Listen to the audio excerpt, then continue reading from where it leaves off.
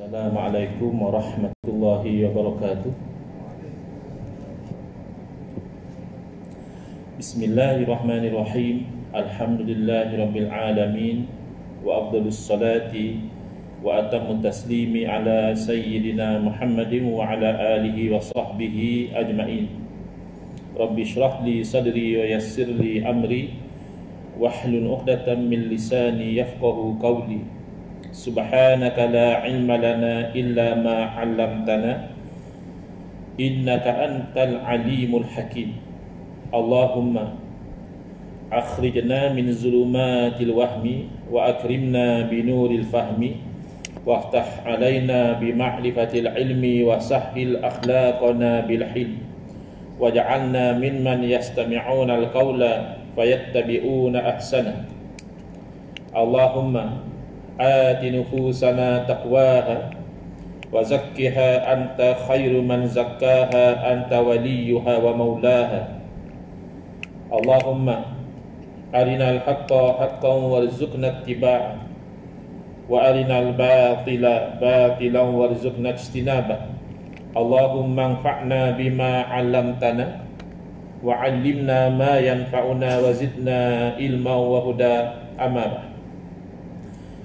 Alhamdulillah, muslimin muslimat, hadirin hadirat yang saya hormati, moga-moga kita semua dirahmati dan diberkati oleh Allah Subhanahu wa taala, dan moga-moga kita semua dikurniakan oleh Allah Subhanahu wa taala kefahaman yang baik di dalam urusan agama dan dikurniakan keikhlasan yang menyeluruh di dalam menuju kepada ridha Allah Subhanahu wa taala.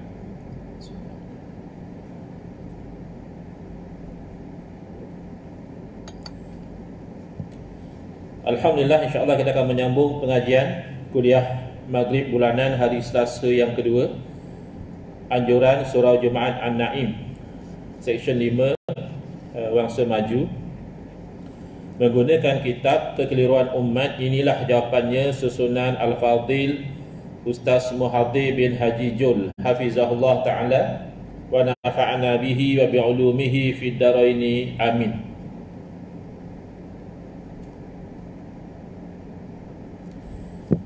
Kita sampai ke muka surat 199, iaitu Ustaz Mahathir menerangkan tentang isu taswid. Apa dia taswid? Iaitu menyebut Sayyidina ketika tasyahud. Kan kita dalam tasyahud atau dipanggil tahiyat, kita ada selawat kepada Nabi SAW.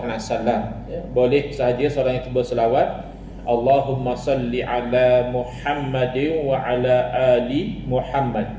Boleh, ya? Bahkan itulah yang dibaca oleh Rasulullah SAW sendiri. Dan biasa juga kita membaca Allahumma salli ala Sayyidina Muhammadin wa ala ali Sayyidina Muhammad. Jadi tambah Sayyidina itulah yang dinamakan taswid. Jadi kita biasanya dalam keadaan biasa kita amalkan, sebab kita diajar begitu kan. Daripada kita belajar solat, ustaz kita ajar Allahumma salli ala Sayyidina Muhammadin wa ala ali Sayyidina Muhammad. Tetapi mungkin sebahagian daripada kita bertemu dengan kawan-kawan atau ustaz yang mengatakan tak boleh, tambah Sayyidina tu tak boleh. Kenapa? Kerana itu bid'ah. Oleh kerana bid'ah maka haram kita buat. Sebab Nabi sendiri tak sebut Sayyidina, kenapa pula kita nak sebut Sayyidina? Sedangkan Nabi SAW bersabda, sallu kama ra'aitumuni usalli.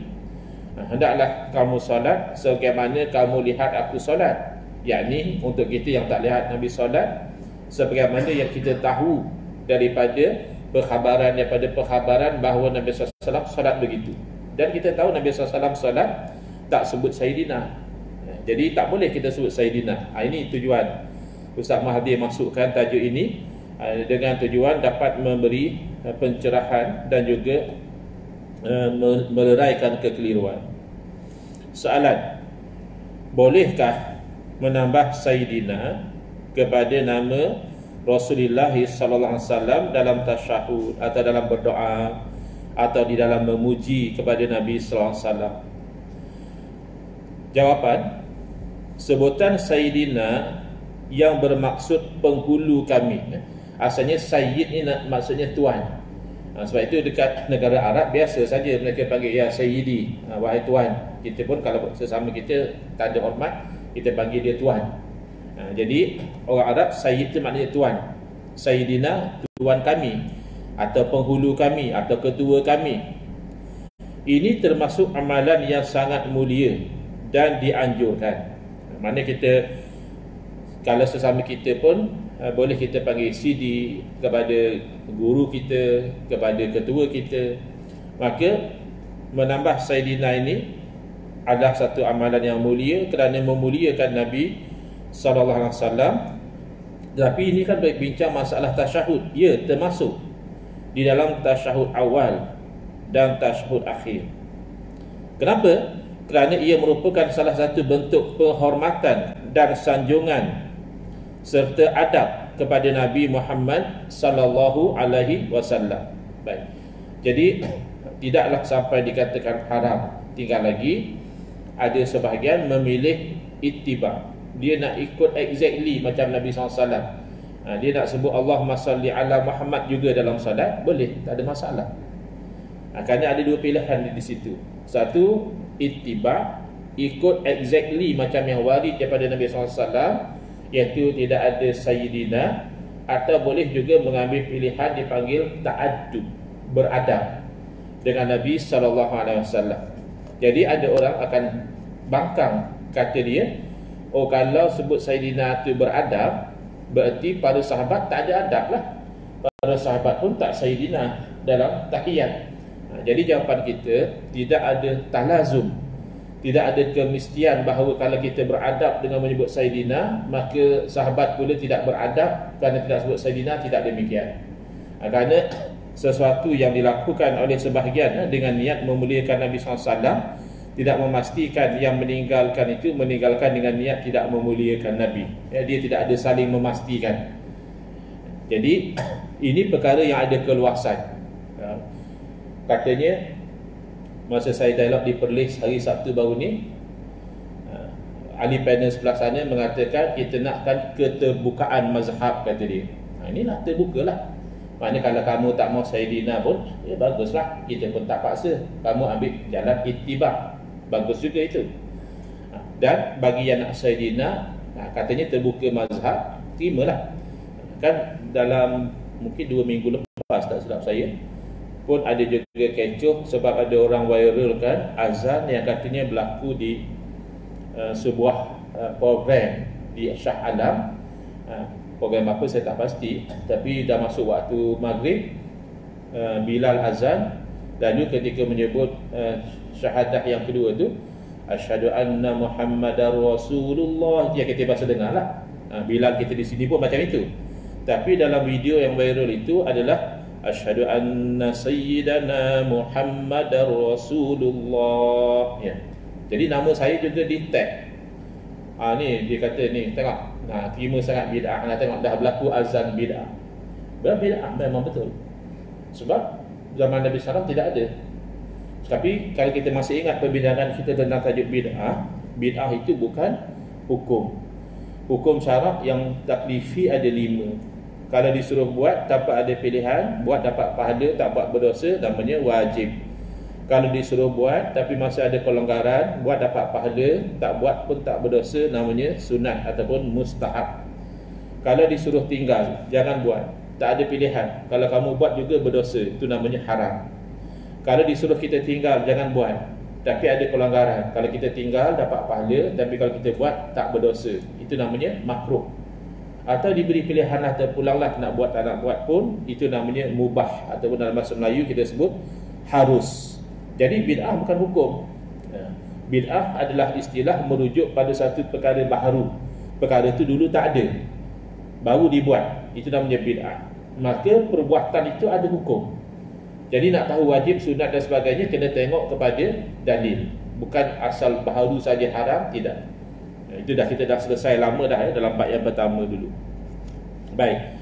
Jadi jawabnya, hukum menambah Sayyidina dalam tahiyat atau dalam azan di sisi mazhab kita itu sunat, dapat pahala. Nabi tak buat, ya. Tak semestinya benda yang Nabi SAW tak buat, maka tak ada pahala. Kalau masih ingat dahulu lagi kita cerita bagaimana seorang sahabat Nabi tak buat, tapi sahabat ni buat, iaitu bangkit daripada rokok. Kita namakan i'tidal, ya. I'tidal tu maknanya tegak balik, ya. Rokok, sami Allahu liman hamidah. Jadi sahabat yang jadi makmum, dia buat satu bacaan yang Nabi tak buat. Dia baca Rabbana lakal hamdu hamdan katsiran tayyiban mubarakan fihi. Kalau ikut teori yang mengatakan satu perbuatan yang Nabi tak buat, tak mungkinlah ada pahala, ya. Dalam kes ini Nabi SAW sendiri bagi tahu. Nabi tanya, manil mutakallimu anifa, siapa yang bercakap macam tu tadi? Jadi akhirnya sahabat tu mengaku, saya ya Rasulullah. Jadi Nabi SAW beritahu, saya telah melihat 30 lebih malaikat berlomba-lomba, siapakah antara mereka yang terlebih dahulu menulis pahala apa yang kamu sebut tadi. Jadi walaupun Nabi SAW sendiri tak buat, bukan berarti tidak ada pahala. Kerana pujian sebegitu itu dari segi syarak baik. Jadi memuji Nabi SAW dengan Sayyidina itu baik. Atas kebaikan memuji Nabi itulah ada pahala. Itu yang muktamad dalam mazhab kita. Taklah saya ikut mazhab lain, taklah terpulanglah. Dan bahkan di tempat kita pun tak diamalkan, ya, banyaknya tak sebut Sayyidina, tak ada masalah. Tapi katanya kan nak mengamalkan keterbukaan mazhab. Jadi yang sebut Sayyidina pun janganlah sampai dianggap ahlul bid'ah, sesat. Tidak, itu sunat di sisi mazhab Syafi'i. Dapat pahala sebut Sayyidina itu. Ilahnya, asas kenapa dapat pahala, kerana itu adalah satu bentuk penghormatan dan sanjungan serta adab kepada Nabi Muhammad sallallahu alaihi wasallam. Yang itu wajib, ya. Hormat dan sanjung Nabi itu wajib. Beradab dengan Nabi itu wajib. Tetapi cara menzahirkan itu sunat. Kalau begini caranya ada pahala, begini caranya ada pahala. Mana sandaran bahawa Nabi SAW itu adalah penghulu kita, iaitu hadis Sayyidina Abu Hurairah radhiyallahu anhu berkata, Rasulullah SAW bersabda, ana sayyidu waladi adama yaumal qiyamati. Saya adalah penghulu anak Adam pada hari kiamat nanti. Sayalah ketua anak Adam pada hari kiamat nanti. Itu kan hari kiamat, ialah. Tetapi tidak menafikan bahawa Nabi SAW juga adalah ketua pada kita masih di dunia ini. Kerana kita itu mengikut kepada Nabi SAW. Daripada sudut itu, Nabi adalah ketua kita, imam kita. Kita makmum kepada Nabi. Bukan makmum salat, makmum kepada ajaran Nabi SAW. Wa awwalu man yanshaqqu anhul qabru. Saya adalah penghulu kepada anak Adam pada hari kiamat, dan yang mula-mula sekali dibangkitkan daripada kubur. Wa awwalu syafi'in wa awwalu musyaffa'. Dan sayalah orang yang pertama yang memberi syafaat, dan yang pertama diberi hak untuk memberikan syafaat. Jadi ini sandaran bahawa kita itu bagus menyebut Sayyidina pada Nabi SAW. Hadis ini menunjukkan bahawa Nabi SAW menjadi Sayyid, yakni ketua di negeri akhirat. Walau bagaimanapun, ia tidaklah mengkhususkan hanya pada hari kiamat sahaja. Bahkan baginda juga Sayyid, posisi baginda adalah ketua di dunia dan juga di akhirat. Maka para ulama memahami, Syekh Ibrahim bin Muhammad Al-Bajuri rahimahullah ta'ala menyebutkan dalam hasyiahnya, Al-Aula Zikrus Siyadati.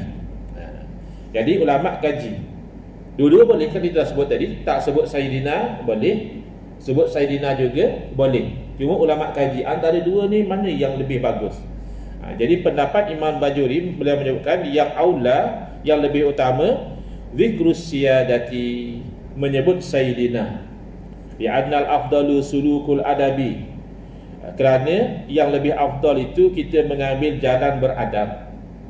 Khilafan liman qala al-aula tarkus siyadati iktisaran alal waridi. Dan ini khilaf, berbeza dengan ulama yang berpandangan bahawa yang lebih aula jangan Sayyidina. Kenapa? Kerana nak berpada dengan yang warid. Yang warid daripada Nabi SAW tak ada Sayyidina. Dalam keadaan lain tu ada kelonggaran lah. Kita nak duduk selawat Allahumma salli ala sayyidina Muhammad, Allahumma salli ala sayyidina Muhammad, itu tak ada masalah. Yang kata warid ni dalam solat. Jadi bermakna kita faham daripada kalam Imam Al-Bajuri ni, benda ni benda khilaf, bukan khilaf mana satu yang haram, mana satu yang wajib. Tidak. Khilaf hanya pada mana yang aula. Mana yang kata tak payah Saidina pun dia tak kata haram Saidina, cuma dia kata tak Saidina tu lagi baik, lagi utama. Dan yang kata tambah Saidina pun dia tak kata tak tambah Saidina berdosa tak. Dia kata tak tambah Saidina pun tak apa, tapi yang tambah tu lagi baik.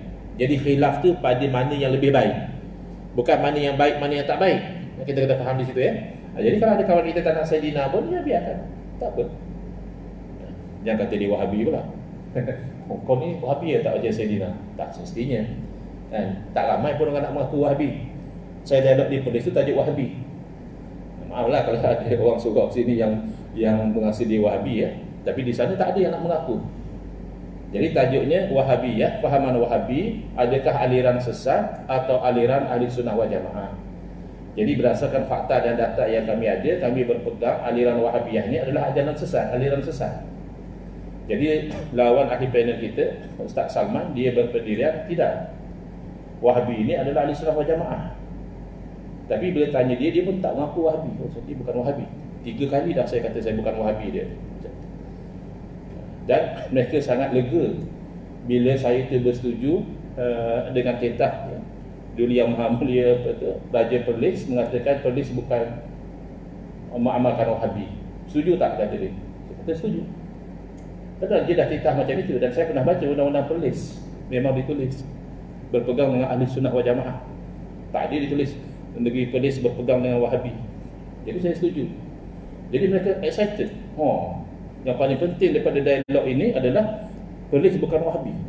Saya fikir kalau setakat nak kata Perlis bukan Wahabi, tak payah dialog. Sebab di sisi kamu kata Wahabi itu ahli sunnah wal jamaah. Jadi apa yang excited sangat kalau kamu bukan ahli sunnah wal jamaah ataupun bukan Wahabi dalam ahli sunnah wal jamaah? Mengantuk dah.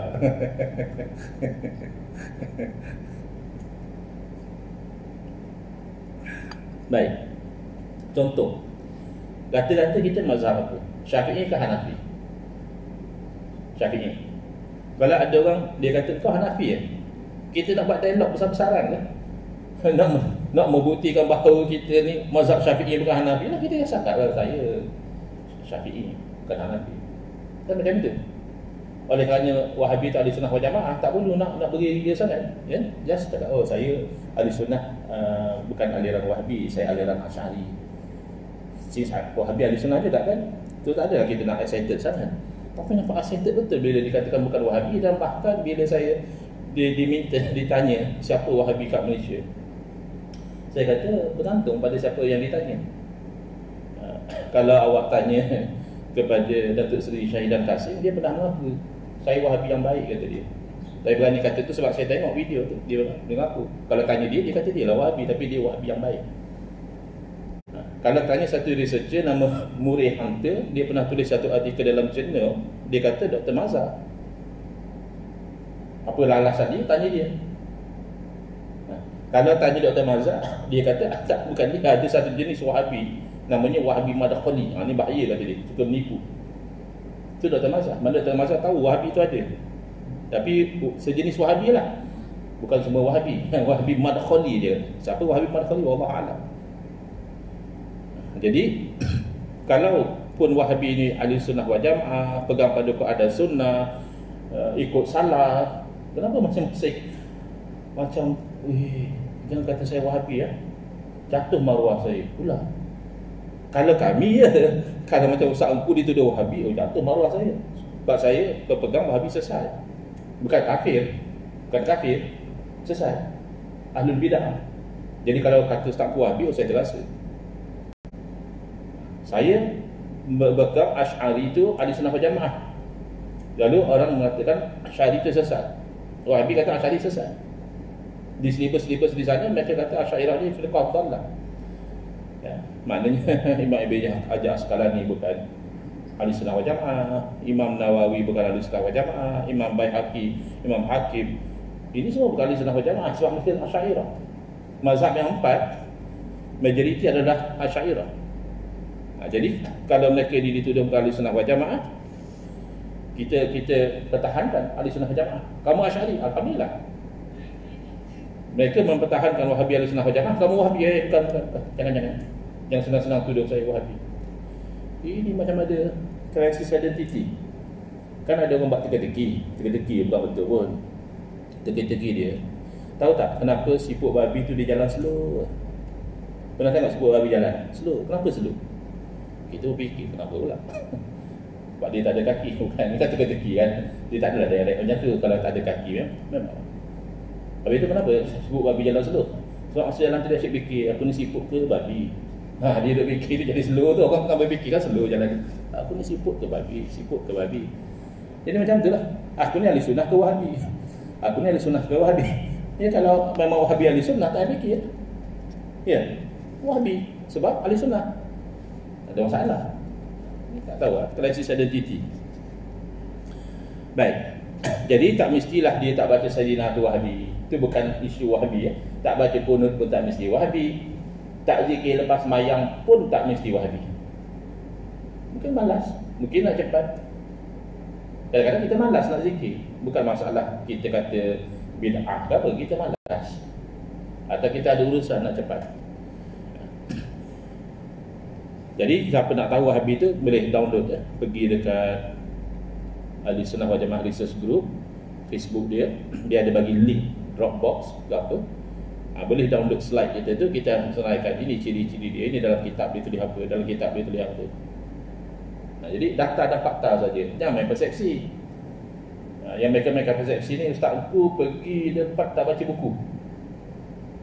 Sebab dia tanya saya tentang Ibn Tumat. Jadi data yang daripada saya, Ibn Tumat ni dia memang terlibat dengan peperangan, pembunuhan, tapi atas dasar politik, bukan atas dasar ideologi. Jadi saya maklumkan. Jadi ustaz baca tu buku ni 1, 2, 3, 4 buku yang cerita tentang peperangan Ibn Tumat. Saya tak baca. Jadi itu yang diisukan. Memang saya tak baca sebab Ibn Tumat bukan Wahabi, bukan idola Wahabi, bukan pembela Wahabi. Jadi saya nak bincang isu Wahabi, saya baca tentang Wahabi lah. Jadi itu yang mereka wah-wahkan. Ustaz aku pergi debat tak baca buku. Jadi saya kata, di macam kamu komplain orang pergi exam matematik tak baca buku sejarah. Lah, dah di exam matematik, taklah dia tak baca buku sejarah. Yang kita marah, kau pergi exam matematik, kau tak baca buku matematik. Kan problem. Jadi isu tak Sayyidina atau Sayyidina khilaf. Di kalangan mazhab khilaf, bukan antara Wahabi bukan Wahabi. Wahabi kata tak aula baca Sayyidina, kita kata aula, bukan. Sesama mazhab Syafi'i pun berbeza pandangan. Cuma Wahabi ni dia keras. Dia kata tak baca Sayyidina tu bid'ah, haram. Tu Wahabi. Yang kita tak baca Sayyidina tu lebih baik bagi setengah. Yang satu lagi baca Sayyidina tu lebih baik. Tapi dua-dua boleh. Wal mu'tamad al-awwal, yang menjadi pegangan dalam mazhab adalah yang pertama, iaitu yang lebih baik adalah baca Sayyidina. Okey, kan ada hadis Nabi larang baca Sayyidina dalam solat. La tusawwiduni fi salatikum. Jangan kamu baca Sayyidina akan aku dalam solat kamu. Ya, ini adalah hadis yang batil, palsu. Hadis yang direka-reka. Tak ada pun hadis macam itu. Jadi yang palsu tak jadi pegangan lah dalam bab hukum. Kalau kata takdir sahih hadis ni, maka kuatlah dalil yang katakan tak Sayyidina tadi. Tapi tidak, ini hadis yang batil. Al-Muhaddis Sayyid Alawi bin Abbas Al-Maliki rahimahullah ta'ala, yang wafat meninggal dunia tahun 71, menjelaskan bahawa sekurang-kurangnya ada 4 hujah yang menolak pendapat yang melarang menyebut Sayyidina ketika selawat. Ini pendapat yang melarang, bukan yang kata aula tak aula, dia larang, dia kata tak boleh. Pertama, tidak ada keterangan secara jelas dan tegas sama daripada Quran, hadis atau para imam yang 4 yang mengatakan batal solat jika mengucapkan Sayyidina. Tidak ada dalil yang mengatakan tak boleh. Oh, teruklah macam tu Ustaz. Ini kan ibadah. Ibadah ni asalnya haram. Kecuali ada dalil. Betul. Maksud kalau memang kamu mereka-reka satu ibadah, ada pula sembahyang yang ke-6, sembahyang fardu yang ke-6, ya haram. Tambah pula 1 rakaat, ya, malam ni rajin pula sejuk dingin, takkan 4 je, bantailah 6, ya haram. Itu jelas. Tapi kan memuji Nabi ini umum, jadi boleh sahaja dilakukan dalam salat. Dan orang yang mengatakan batal tidak ada dasar dan dalil. Sebab mengatakan batal itu juga perlu dalil, atau mengatakan haram. 3 imam yang 4 daripada 4 orang imam mazhab, termasuklah Hanafi, Maliki dan Syafi'i, sepakat tentang menambahnya Sayyidina ketika berselawat kepada Nabi SAW sebagai tanda hormat. Dan ramai ulama salaf yang mengatakan bahawa hadis yang dijadikan dalil oleh mereka yang menolak bacaan Sayyidina adalah hadis yang batil. Antaranya Al-Bakri bin Muhammad Syaqqa, pengarang I'anatul Talibin, dan Imam Ar-Ramli dalam kitabnya Nihayatul Muhtaj. Mana kesimpulannya adalah perkara ini khilaf di kalangan ulama, kesemuanya menerima. Kalau Wahbi lain, dia kata haram. Tapi yang lain daripada itu, mereka menerima taswid ini. Cuma ada yang kata yang afdalnya tak payah Sayyidina lah, kita ikut macam warid daripada Nabi, tak Sayyidina, itu lebih bagus. Satu lagi, dan ini yang muktamad dalam mazhab Syafi'i, Sayyidina itu lebih bagus. Jadi tak perlu bergaduh sangat. Nak Sayyidina, tak Sayyidina pun tak Sayyidina. Hadis ini adalah maudhu'. Hadis la tusayyiduni fi salat, janganlah kamu mensayyidkan saya dalam sembahyang. Hadis ini adalah palsu yang tidak ada asalnya. Ia dinaskan oleh Al-Hafiz As-Sakhawi dalam Al-Maqasidul Hasanah.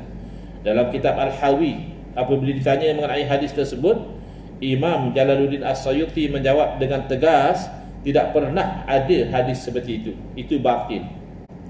Imam Jalaluddin Al-Mahalli, Imam Syamsuddin Ar-Ramli, Imam Ibn Hajar Al-Haytami, Imam Al-Qari, para fuqaha mazhab Syafi'i dan mazhab Maliki rahmatullah alaihim, semuanya mengatakan hadis itu sama sekali tidak benar.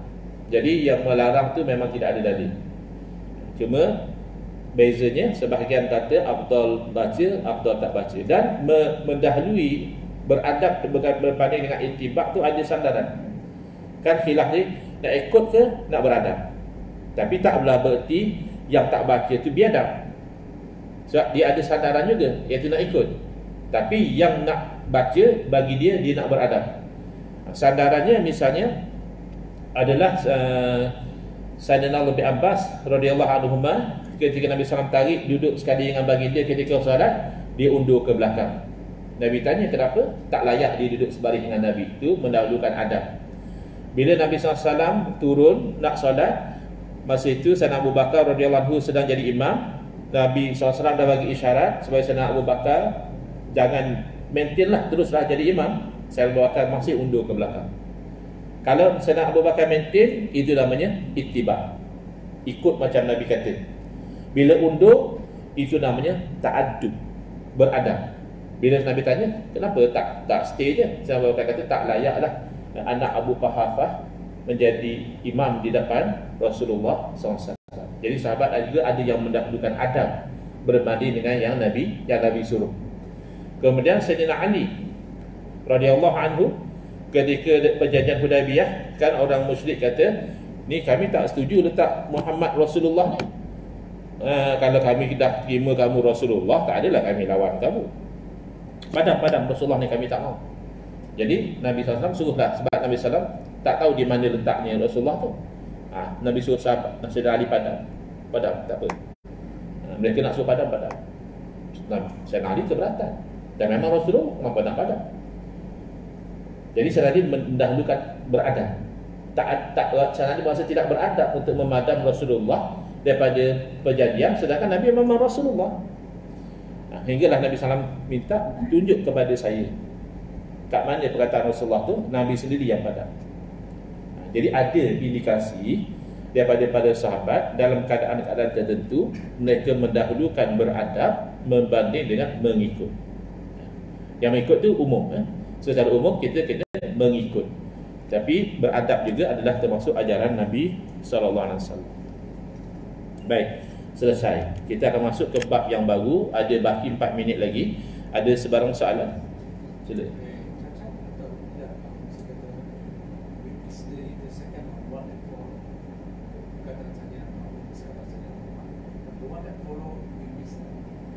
Dia nak follow yang tak baca. Ya, mana yang Allahumma salli ala Muhammad saja. ya. Tak ada masalah. Sembahyang sah dan ikut pandangan sebahagian ulama itu lebih aula. Tapi pendapat itu dalam mazhab Syafi'i dianggap pendapat yang tak kuat. Yang kata tak Sayyidina lebih aula tu ada ulama berpandangan macam tu. Nak pegang itu boleh. Allahumma salli ala Muhammadin wa ala ali Muhammad. Boleh. Sembahyang sah. Tapi berikut pendapat yang lebih kuat, Allahumma salli ala Sayyidina Muhammadin wa ala ali Sayyidina Muhammad itu lebih aula. Tapi kedua-duanya sah dan baik. Dapat pahala kedua-duanya. Sebab itu kita kata, kalau kata nak belapang dada, inilah tempat belapang dada. Sebab masing-masing ada dalil dan masing-masing itu ada pandangan ulama yang mengatakan demikian. Sama. Sama juga. Maknanya boleh Allahumma salli ala Muhammadin wa ala ali Muhammad kama sallaita ala Ibrahim wa ala ali Ibrahim boleh, ataupun Allahumma salli ala Sayyidina Muhammadin wa ala ali Sayyidina Muhammad kama sallaita ala Sayyidina Ibrahim wa ala ali Sayyidina Ibrahim boleh juga. Wallahu a'lam. Ada lagi? Kalau saya mampu jawab, silakan. Okey. Kalau tak ada, ada 2 minit. Setakat yang sempatlah. Kita baca tajuk dulu. Bab 9 ini berkaitan dengan zikir dan bacaan. Kadang-kadang berlaku kekeliruan. Misalnya kita lepas sembahyang kita zikir ramai-ramai. Ya. Subhanallah, subhanallah. Dah lah ramai-ramai. Nyaring pula tu suara. Ada orang tak gemar betul. Ini bid'ah ni. Zikir nyaring ni bid'ah. Zikir ramai-ramai ni bid'ah. Jadi apa soalan dia adalah, apakah hukum berzikir secara berjamaah? Zikir itu beramai-ramai dan menguatkan suara. Dan apakah dalilnya? Apa dalil pada hukum tadi? Pertama nak tahu hukum berzikir beramai-ramai macam yang kita selalu amalkan lepas solat. Dan yang kedua, suara itu nyaring. Bukan perlahan. Nyaring. Subhanallah, subhanallah, subhanallah, subhanallah, subhanallah. Ya. Apa hukum? Jawapan, ianya adalah sunat yang sabit dalil syarak daripada Quran dan hadis. Oleh itu, tahu hukum dulu, kita amalkan. Dalil bulan depan insya-Allah. Bismillahirrahmanirrahim. Alhamdulillahirabbil alamin. Wassalatu wassalamu ala asyrafil anbiya'i wal mursalin wa ala alihi wa sahbihi ajma'in. Allahumma shrah sudurana wa ahsin akhlaqana wa azim ujurana wa nawwir qulubana bi nuri hidayatika kama la tarda bi nuri syamsika abadan abada bi rahmatika ya arhamar rahimin. Walhamdulillahirabbil alamin. Amin ya rabbal alamin. Wal afu minkum.